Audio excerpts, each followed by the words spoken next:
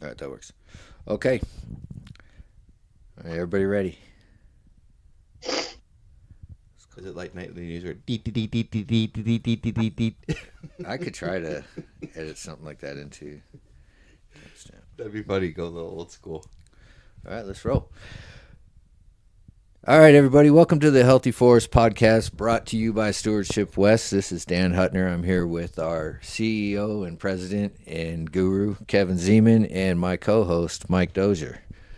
Kevin, how you doing today? I'm doing excellent. Thank you very much, Dan. I'm happy to have all you guys here. We're going to try to do this our first podcast together. Excited to educate everyone what we're doing here at Stewardship West. All right, well, we all need a little education, so this should be good. Mike, how are you doing today? Doing good, Dan. Doing good. Excited to be on this podcast. Yeah, it's nice to finally get this thing going. So, Kevin, why don't you, real quick, give us a little intro into what Stewardship West is and what Stewardship West does? All right. Well, Stewardship West, on our brand, actually, it says we are engineering healthy forests. So we are a nonprofit 501c3 that specializes in a shared stewardship strategy. What the heck is a shared stewardship strategy? So a shared stewardship strategy is what we're going out there and being good stewards to our land to help assist in forest vegetation removal, fire, uh, working different areas for fire rehab or pre-fire restoration, I guess is the best word for that, and working with the U.S. Forest Service, doing some on state lands, crossing boundaries, trying to make our forests more resilient and healthy for um, future populations and our kids and everyone out there. So we're basically out there making our forests a little bit healthier for our future generations. All right. And you can go to stewardshipwest.org to look up the structure of the company and information on the projects that are being done. And there's also an area on there, I believe, where you can donate to Stewardship West, as we are a nonprofit organization. The only money that comes in is from the overhead of projects being done and donations by corporations, good people, and people that care about the forest.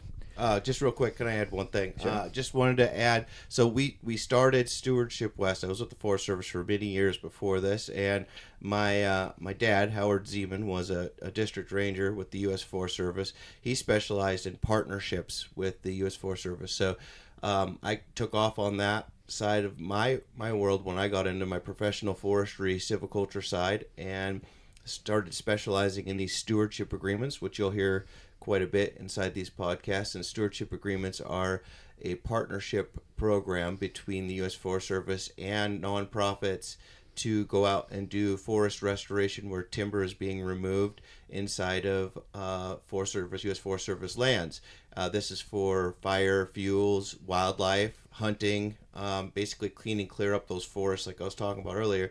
But just wanted to give a little shout out because this is a kind of a family affair. We have Jennifer Baker, who's my sister, who's also the COO that helps out, and we both grew up in this system with the U.S. Forest Service. I like to say we're U.S. Forest Service brats, so we know the system well on the government.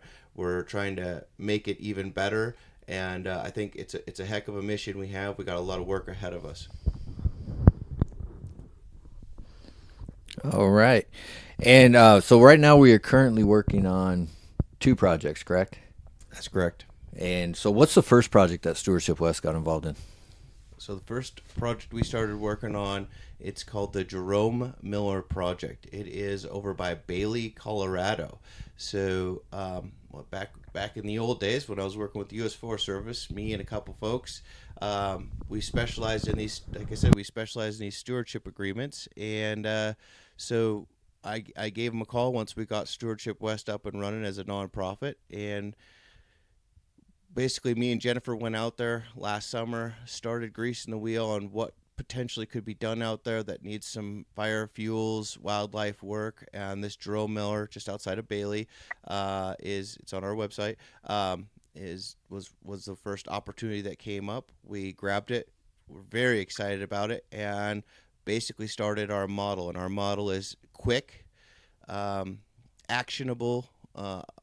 Implementation as fast as possible with money that we have available to get the work done to showcase what we can do with different contractors on the ground to start getting this restoration work done. So basically, back in December, we got the agreement finalized with the U.S. Forest Service, and by the end of January, we had contractors approved, and a contractor approved Vegetation Management West, VM West.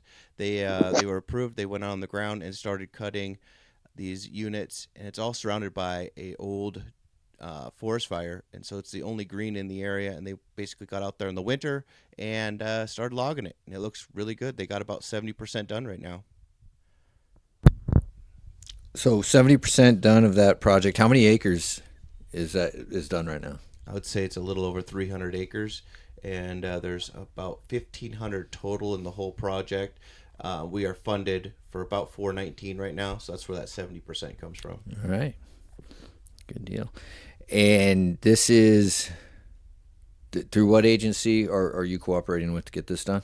So it is the U.S. Forest Service. It's the Pike San Isabel National Forest, and then we are also working with Aurora Water, which is right there in the Denver area, and also Denver Water also. So they've all provided funding for this project. All right. And who are the actual boots on the ground? What company are we going with to do the manual labor part of this project?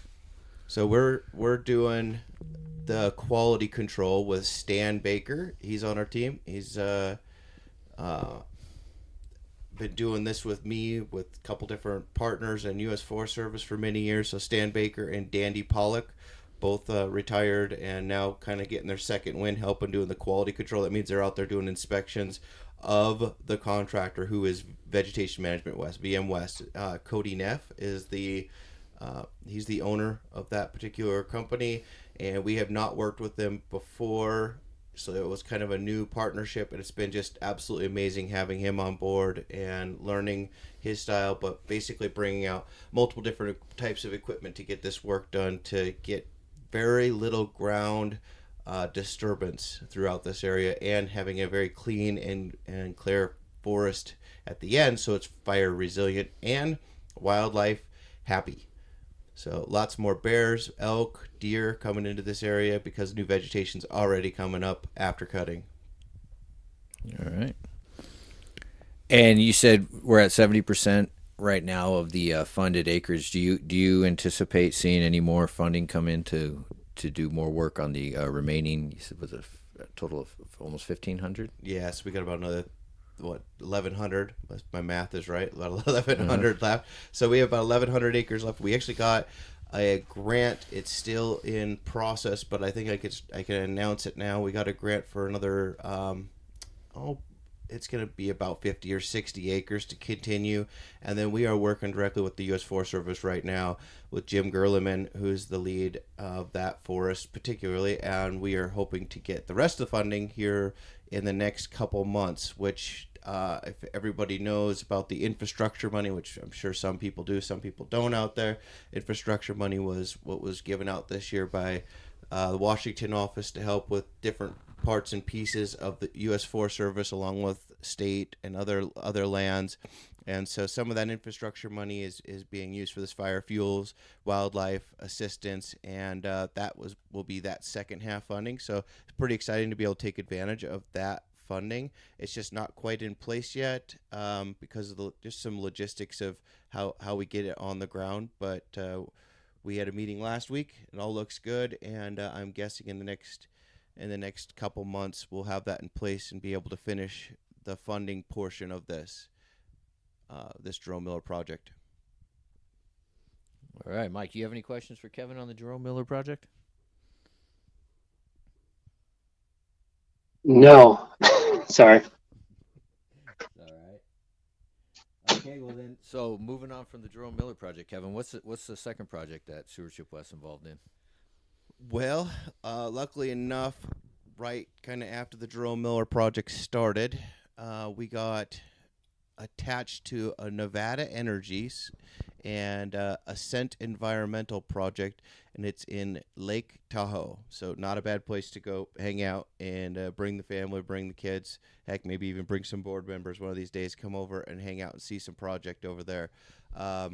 So we were lucky enough to get a call from Ascent Environmental that they needed some help from some old Forest Service contacts trying to get a hold of us to see if we can give them a hand on their stewardship project. And all right, so what are we doing for them? All right, so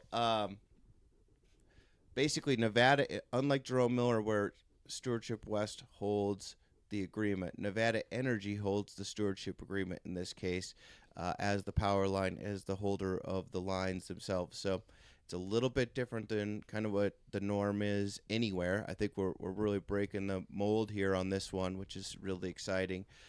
Because NV Energy holds the agreement, but we're the specialists in knowing how to run a stewardship agreement and also to get the boots on the ground to actually do the implementation on the ground.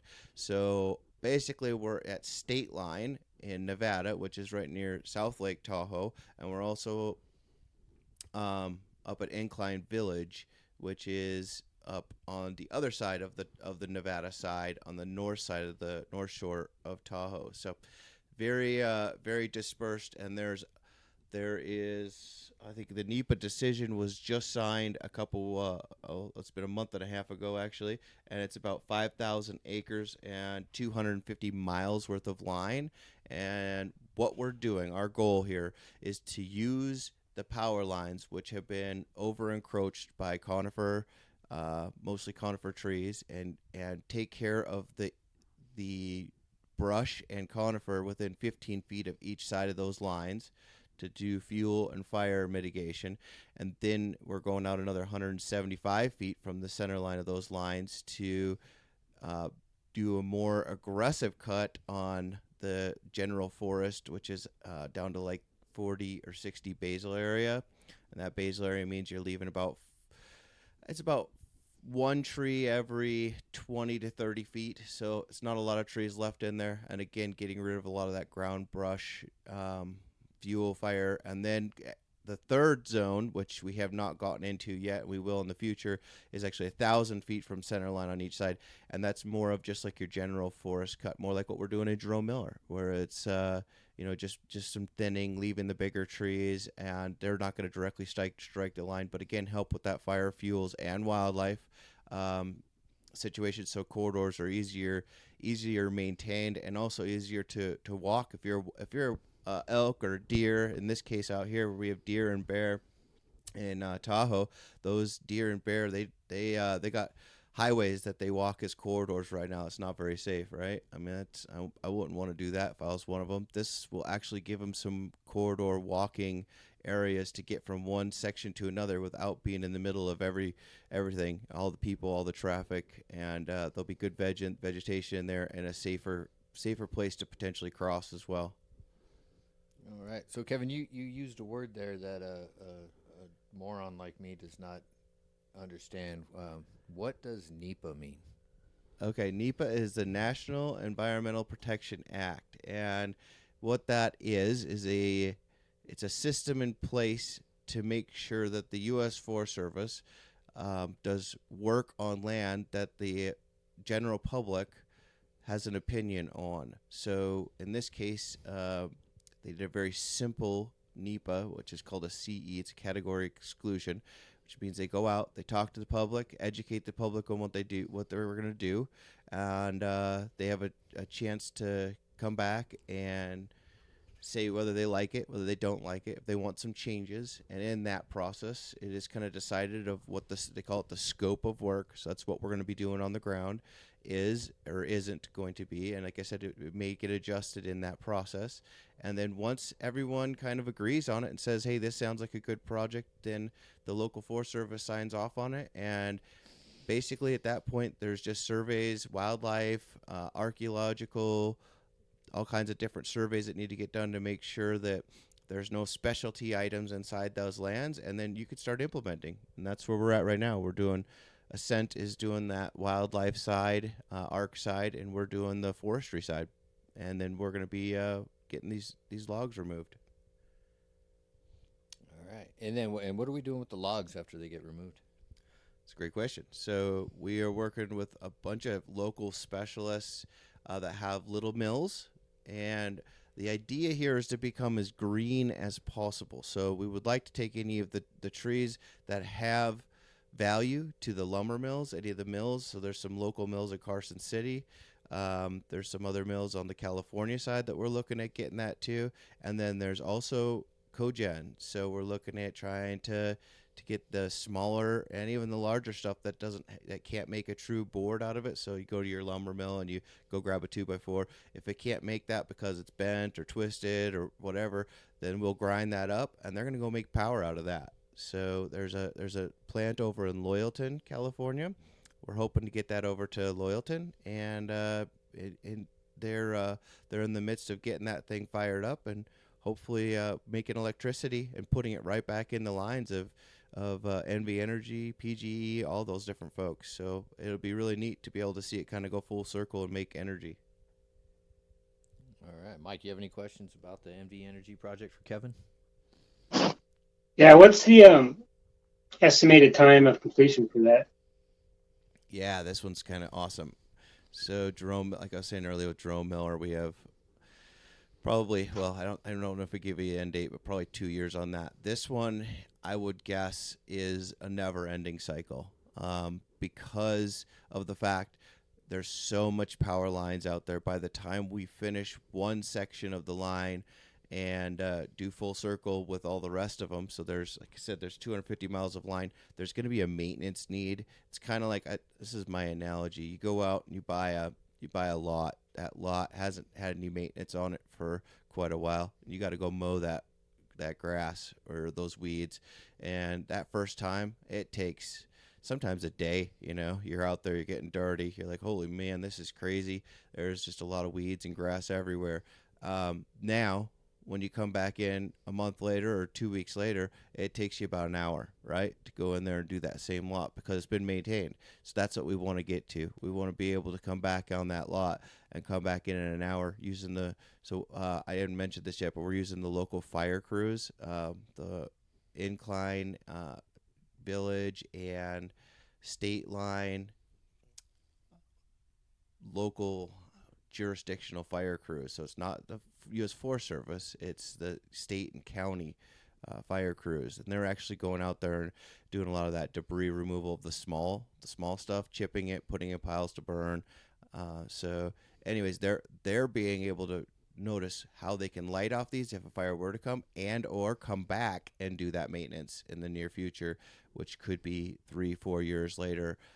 We open up these canopies because we're going to be removing some of these trees. That new fuel will start growing a little bit faster than it had in the past. So they're going to come in and keep that maintained. So it's kind of an ever evolving cycle when it really works. But it'll be a heck of a lot easier the second time than the first time. So Kevin, is this something that's been in the works for quite a while? Is this something that's been planned to be done, or is this kind of a oh crap moment because of the Caldor fire? Yeah, I think it's definitely an oh crap moment. That's a good question.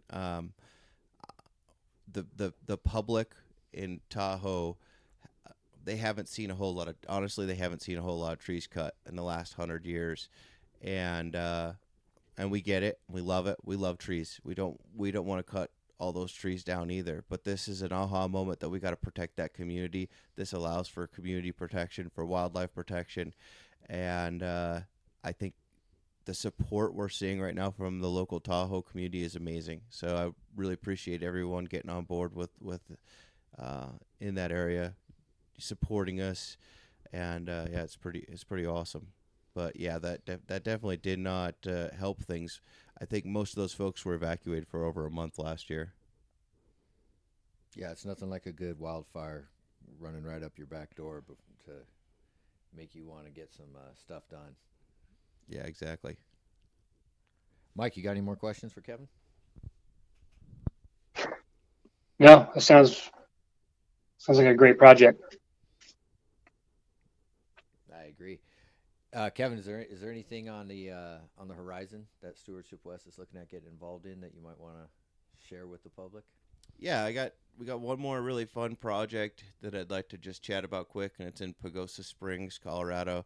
It's on the San Juan National Forest. It's actually where I began my career with the U.S. Forest Service, so it's pretty exciting for me to go back to my hometown, where I kind of started. I was there for about 4.5 seasons, and it's a very simple project. It's a wildlife elk turkey project where we're going through and just masticating. Masticating is where we're just grinding up brush. It's like a giant mower basically for brush and oak. There's a huge oak component down there. It's grown in, and so we're waiting on final decision from the Forest Service with the agreement down there to that it's funded, and we'll hopefully get started here. We could talk about that maybe in one of these future podcasts where it's going. And I'd like to get Stan Baker, who again will be leading that one, on here to chat about that. All right. Well, that brings us up to date with the projects that Stewardship West is currently involved in right now, and one that we're trying to get started. Once again, you can go to stewardshipwest.org to look up the structure of the company.